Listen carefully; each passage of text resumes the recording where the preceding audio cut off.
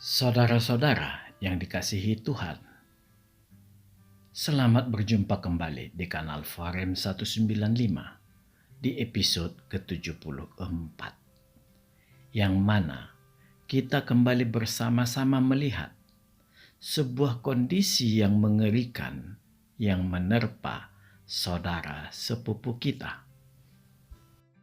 Mereka yang sedemikian gila mengacak-acak ajaran Kristen dari segala sisi dengan segala cara mereka. Akan tetapi, mereka tidak mau memeriksa ajaran kutim dan isi kitab suci mereka yang akan menghancurkan kehidupan kekal mereka, yaitu sebentuk kehidupan tanpa akhir bersama Tuhan setelah kematian menjemput kita. Saran umat Kristen agar ujlim memeriksa kitab sucinya, mereka putar balik. Seolah orang Kristenlah yang tidak mengerti isi Alkitab. Mereka terbuai dengan cerita penceramah mereka. Mereka tidak peduli bahwa realitanya kitab suci umat Kristen sudah diterjemahkan ke banyak bahasa, bahkan sampai ke bahasa suku. Dan dapat dipastikan umat Kristen mengerti apa yang mereka baca dari Alkitab. Sedangkan kitab suci ujlim sampai sekarang mereka sendiri kebingungan setelah melihat ternyata ada terjemahan kitab suci mereka beredar. Dan di sisi lain, masih ada juga larangan bahwa kitab suci mereka tidak boleh diterjemahkan. Mereka patuh pada apa yang dikatakan penceramahnya dan tetap pasrah, sekalipun mereka tidak mengerti isi kitab suci mereka. Saudara-saudara yang terkasih, inilah cara iblis meninabobokkan mereka melalui ancaman yang bisa mengancam nyawa. Akibatnya, mereka semakin jauh dari kebenaran kasih Kristus. Yang dimunculkan iblis mengobarkan hawa permusuhan dan amarah kepada orang yang berbeda agama. Dengan ganas menyerang ketauhidan Allah orang Kristen, serta dengan arogan melecehkan Yesus Kristus tanpa mau belajar apa arti tauhid, serta seperti apa pribadi yang bernama Yesus Kristus itu. Yang menambah fatal, mereka tidak mau melihat apa yang dikatakan kitab suci mereka. Kitab suci mereka sudah sedemikian sesat, dan mereka semakin menambah kesesatannya dengan memanipulasi isi kitab suci mereka sendiri, yang sebenarnya tidak lain adalah Alkitab palsu, yang merupakan hasil mengkopi Alkitab yang dilakukan nabi mereka. Hasil contekan yang asal-asalan dikombinasi ritual seksual pagan di masa kutim hidup, melahirkan kitab suci yang sedemikian rusak. Saudara-saudara yang terkasih, ketidakpuasan pengikutnya melihat amoralitas di kitab suci mereka membuat banyak penceramah mereka membuat khotbah sendiri-sendiri dengan menghadirkan kebaikan-kebaikan yang berbeda dengan yang dikatakan kitab suci mereka. Yang paling unik, banyak mereka menceritakan nilai-nilai moral yang justru berasal dari khotbah Yesus Kristus di perikop khotbah di bukit. inilah yang membuat umat mereka ini kebingungan. Begitu gado-gado ajaran kitab suci mereka. Diperparah dengan munculnya kalangan orang yang murtad dari Kristen, dengan gaya ceramah yang membolak-balikkan apa yang dikatakan kitab suci mereka, serta mencampur adukan dengan ajaran Kristen. Sungguh mengerikan. Umat Uclim semakin jauh dari kebenaran ilahi. Semua yang diajarkan ke mereka adalah hoax, hasil dari memperkelirukan Alkitab. Mereka lebih percaya dengan apa yang dikatakan pengajar atau pemuka agama mereka, yang mana yang paling besar mulut adalah yang murtad dari kekristenan. Mereka merasa dengan membalikkan pertanyaan yang diajukan orang Kristen, mereka sudah mampu mengejek orang Kristen. Mereka salah. Orang Kristen tidak perlu memutarbalikkan apa yang dikatakan kitab suci mereka. Orang Kristen cukup mengajukan pertanyaan berdasarkan apa yang mereka katakan yang merupakan hasil pelencengan Alkitab. Yang mana yang mereka katakan itu tidak sejalan, bahkan tidak tertulis di kitab suci mereka. Sialnya, mereka selalu mengaitkannya dengan kekristenan. Bahkan sampai Allah STW juga dikatakan sama dengan Allah orang Kristen. Sungguh gila. Saudara-saudara yang terkasih, yang membuat semakin miris, mereka mengklaim kitab suci mereka adalah kitab suci ajaib.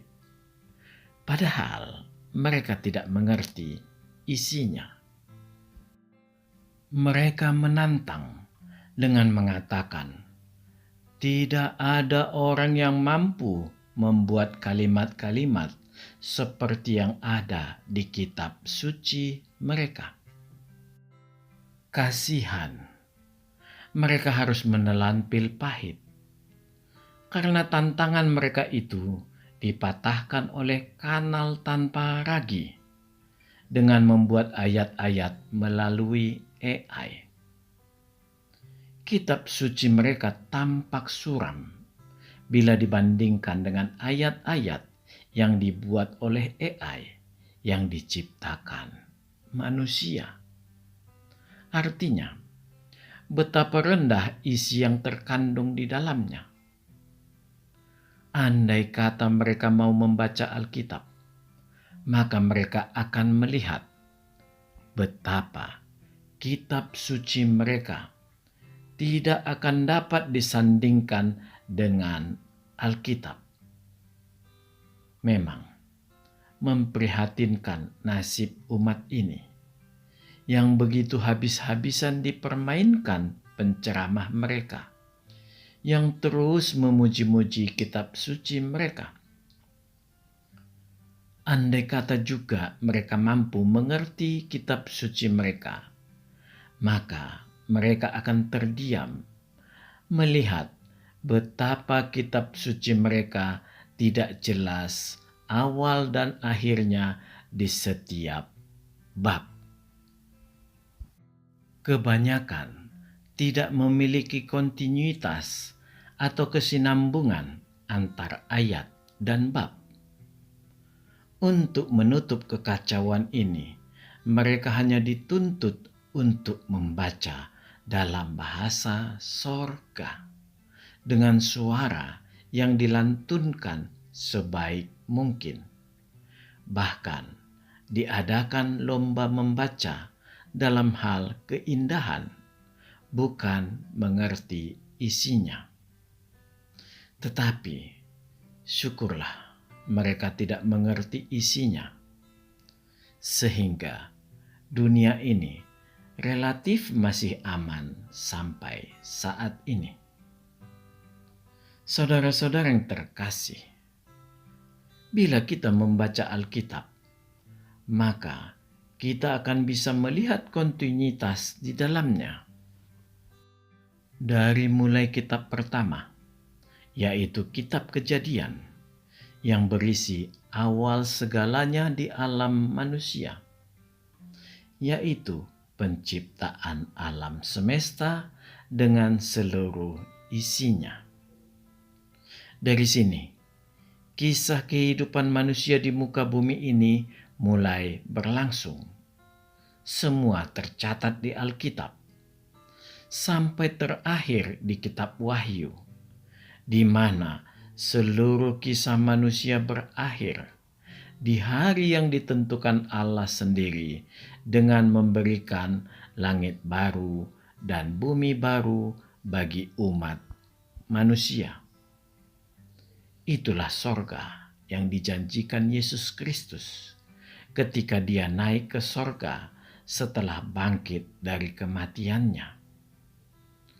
Semua kisah kehidupan manusia ada di Alkitab.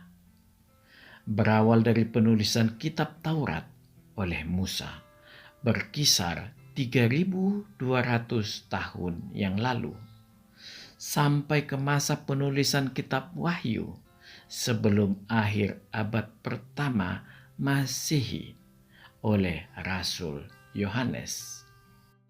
Semua isi Alkitab menceritakan tokoh yang sama, yaitu tentang Yesus Kristus. Inilah benang merah Alkitab, baik Perjanjian Lama maupun Perjanjian Baru. Tampak ada satu realita yang tidak bisa diabaikan, yaitu Allah selalu hadir, baik sebagai Sang Bapa, Sang Firman, dan sebagai Roh Kudus. Tampaklah Allah selalu berperan serta untuk menjaga seluruh dinamika ciptaannya sebagai bentuk otoritas dan integritasnya. Saudara-saudara yang terkasih, Allah memperlihatkan dirinya melalui firman-Nya agar manusia sadar bahwa Allah selalu hadir atau nyata keberadaannya. Jadi, bukan hanya sekedar hasil permainan pikiran manusia. Sang Firman menjadi daging bernama Yesus Kristus melalui inkarnasinya. Umat Kristen memiliki patron yang luar biasa, yaitu Allah sendiri. Tidak ada patron yang lebih baik dari ini. Sangat berbeda dengan kalangan Uclim, yang patronnya adalah manusia yang dipenuhi dosa. Secara moralitas, tidak ada manusia yang lebih rendah dari patron mereka ini. Sampai manusia zaman sekarang juga tetap sungkan melakukan kebiadaban seperti yang dilakukan oleh nabi mereka. Puncak kegilaan agama ini adalah nabi mereka tidak bisa dipisahkan dari Allah mereka. Inilah kemusyrikan yang paling puncak. Seluruh agama di dunia ini mampu memisahkan Allah yang memiliki kekuasaan mutlak dari ilah apapun. Tidak demikian dengan agama Uclim. Nabinya harus turut dimuliakan jika mereka ingin diselamatkan oleh Allah STW. Seluruh agama di dunia ini mampu bersahadat hanya kepada Allahnya. Hanya agama Uclim yang aneh, karena nabinya harus nempel ke Allah STW. Sama halnya Allah STW harus nempel pada kekristenan. Saudara-saudara yang terkasih, bisakah sebuah kitab yang dianggap suci dan memiliki kelahiran model permainan bisik berantai ini bisa dipercaya? Bisa kita bayangkan betapa jauh melenceng dari pesan awal ke pesan akhir selama rentang waktu 200 tahunan. Anda dapat melihat isinya, dan bila Anda mengerti, Anda akan sadar betapa amburadulnya dan rendahnya nilai moralitas di dalamnya. Wajar. Bagaimana mungkin mengharapkan ada sebuah karya ilahi yang dipenuhi kekudusan Tuhan, yang dihasilkan oleh seorang manusia, yang dipenuhi nafsu duniawi yang overdosis. Ditambah, dia seorang buta huruf yang memperoleh bisikan di sebuah goa yang tidak ada yang menyaksikan peristiwa tersebut. Bagaikan permainan cerita atau bisik berantai 200 tahun setelah peristiwa ini. Barulah cerita yang diceritakan oleh orang-orang yang mendengar cerita itu dari mulut ke mulut mulai mengumpulkannya menjadi sebuah buku cerita yang baru.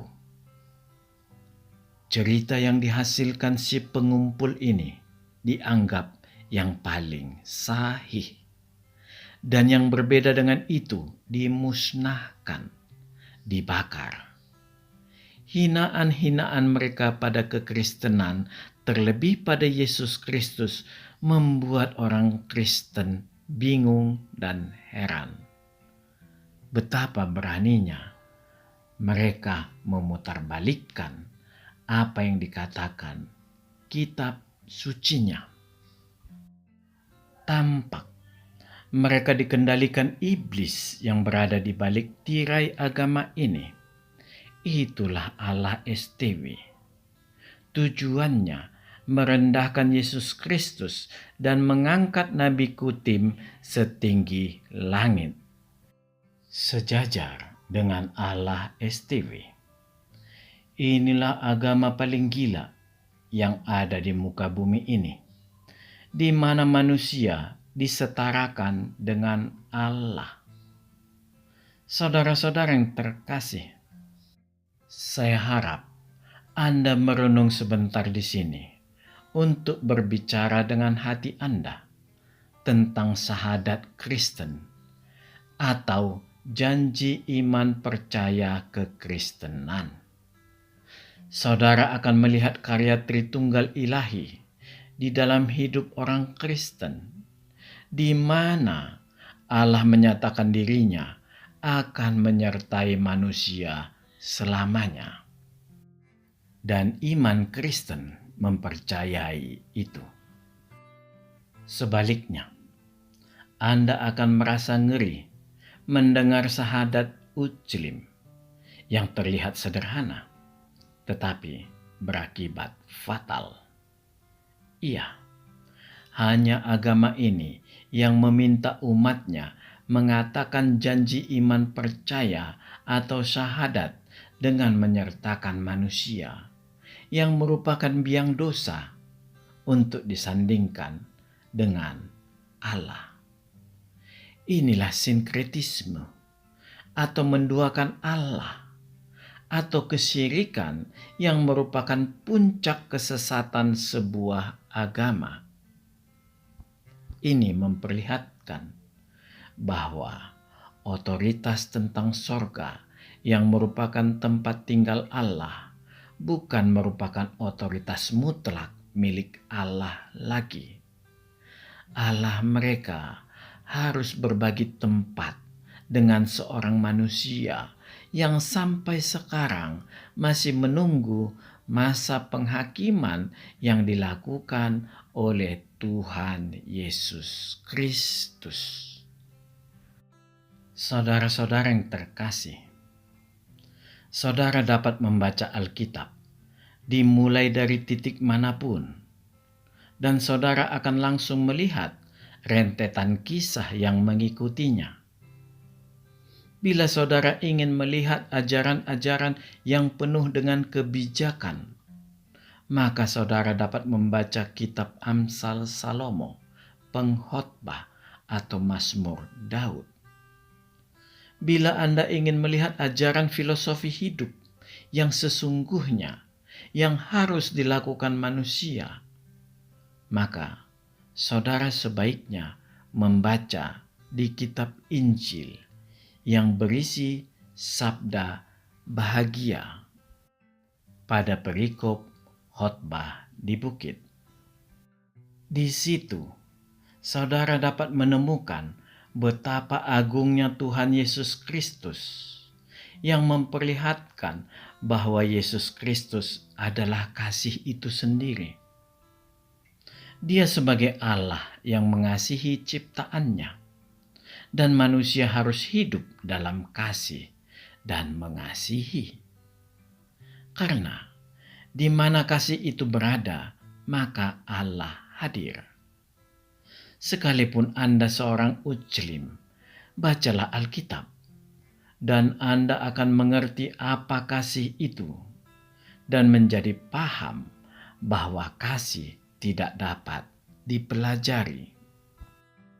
Kasih hanya bisa lahir dari dalam diri manusia, dan sumbernya adalah Yesus Kristus.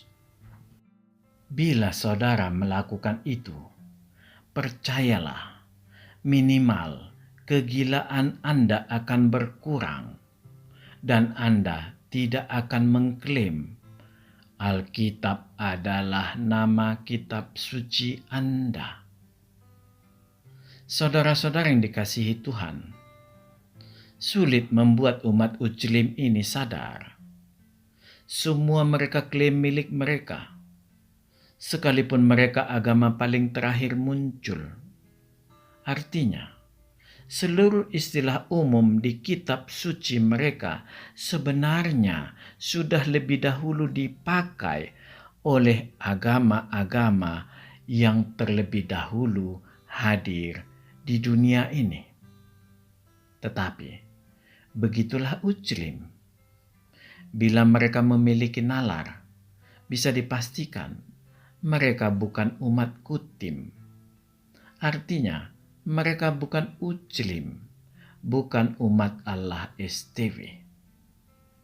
Saudara dapat melihat di Alkitab, terlebih di kitab Perjanjian Baru, betapa Alkitab dipenuhi pengajaran yang memperlihatkan reformasi batin manusia dengan standar moralitas tertinggi. Ini sekaligus memperlihatkan bahwa kekristenan tidak terpaku pada ritual-ritual yang tidak akan pernah membaharui hati manusia. Justru itu yang membuat manusia terjebak pada alam pikirnya, yaitu alam yang dikungkung oleh peraturan. Inilah yang didobrak Yesus Kristus dengan membaharui batin manusia yang ingin berubah. Inilah lahir baru. Dengan ini, maka seluruh ritual tidak boleh menjadi sekat antara relasi manusia dengan Tuhan. Kuk perhambaan bernama peraturan atau ritual dipatahkan Yesus Kristus. Lahir baru menghadirkan karakter baru. Pengganti hukum Taurat di dalam diri manusia. Hukum Taurat dibaharui dan dijalankan manusia dengan lebih sempurna. Tidak lagi sebagai hukum atau larangan, tetapi oleh karena kekudusan Tuhan yang ada di dalam diri kita. Sekali lagi, relasi dengan Allah tidak memerlukan perantara, apalagi perantaranya adalah manusia yang merupakan biang dosa. Allah berotoritas pada rumahnya sendiri. Dia tahu manusia mana yang layak memasuki sorganya. Betapa sesatnya menggabungkan Allah dengan manusia untuk memperoleh keselamatan kekal. Itu bentuk dosa yang tidak berampun. Bertobatlah umat Uclim. Amin. Tuhan memberkati. Marilah kita masuk ke saat teduh sejenak.